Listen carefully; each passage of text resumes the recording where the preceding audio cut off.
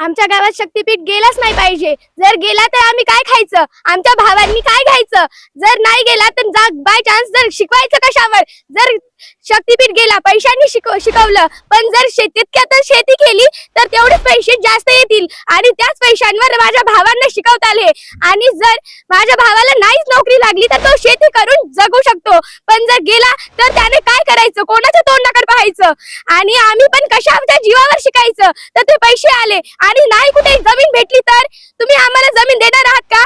आणि हाच रस्ता घालून हा रस्ता घालतायत आणि म्हणतात की विकास होणार आहे। काय विकास होणार आहे? त्या सरकाराला इथे भेटणार जमीन भेटणार, ती सुपीक जमीन, त्या सुपीक जमिनीवर तो रस्ता करणार आणि रस्ता करणार आणि त्यावर टॅक्स लावणार आणि तो पैसे सरकार घेणार आणि आम्हाला काय भेटणार? फक्त थोडेसे पैसे, 4 पैसे भेटले झाले, आमचे शेतकरी खुश? एवढंच नाही तर भीती दाखवून पोलीस फोर्स आणून भीती दाखवत आहेत, तर आम्ही कोणाच्या तोंडाकडे बघायचं? नंतर आमच्या गावामध्ये अंगणवाडी पण नाहीये आणि त्याच्याकडे कोणी लक्ष देत नाहीये, पण हा मोठा रस्ता जातोय त्याला कोण विरोध करतोय का? आणि सरकारने याच्याकडे लक्ष द्यायलाच पाहिजे। आम्ही काय खाणार आहोत, आम्ही कशावर शिकणार? हा शक्तीपीठ महामार्ग होऊ द्यायचा नाही, आमचा जीव गेला तरी हरकत नाही। आमच्या लेकरा बाळांना आता काय खायचं शेत गेल्यावर सगळं, हा त्याच्यानं आमचा जीव गेला तरी हरकत नाही, मग आम्ही हे रोड होऊच देणार नाही।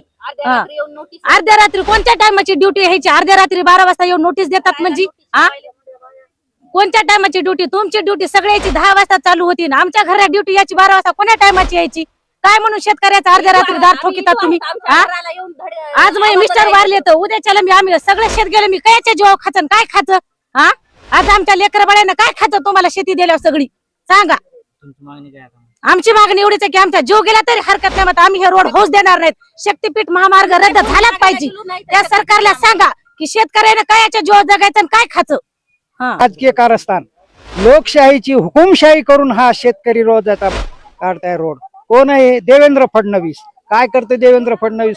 पोलीस प्रशासन इथं आणलं, मारते का? 500 पोलीस इथं प्रशासन दिलेलं आहे, माणसं 50 आहेत शेतकरी आणि पोलीस 500 दिलेली आहे। कोण दिलेली आहे? देवेंद्र फडणवीसनं। आता सत्ता त्याच्या हातात आहे।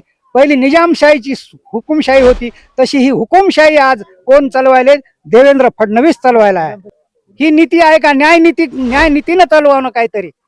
अरे मुख्यमंत्री झाला, पद झालं, सत्ता झाली म्हणजे का सत्तेवर नाही देणार? मरू द्या, आम्हाला मारू द्या, सगळे गोळ्या घालू द्या इथं, तरी आम्ही शक्तीपीठ होऊ देणार नाही। शेतकऱ्याची राख लावून आम्ही सगळ्यांना निवडून दिलं, त्याला गादी बसविलं, त्याला फुलाचा हार घातला, त्यानं आमच्या गळ्या मग शेतकऱ्याच्या खेटराच हार घातलाय त्यानं आमच्या लेकरांना काय खायचं, काय करायचं? ही जमीन अशी की आमची लक्ष्मी माता, काळी माता अशी आहे, ही परंपरा चलत आली आणि आणखीन किती दिवस चालणार? चंद्र सूर्य तोपर्यंत ही जमीन चालणार आणि लोक पोट भरणार आणि देवाच्या नावावर रोड काढायचा आणि राक्षस रक्त प्यायले तर शेतकऱ्याचं रक्त वसून घेतलं त्यानं सगळं। हे बरोबर नाही, आमचा नाही देणार आम्ही।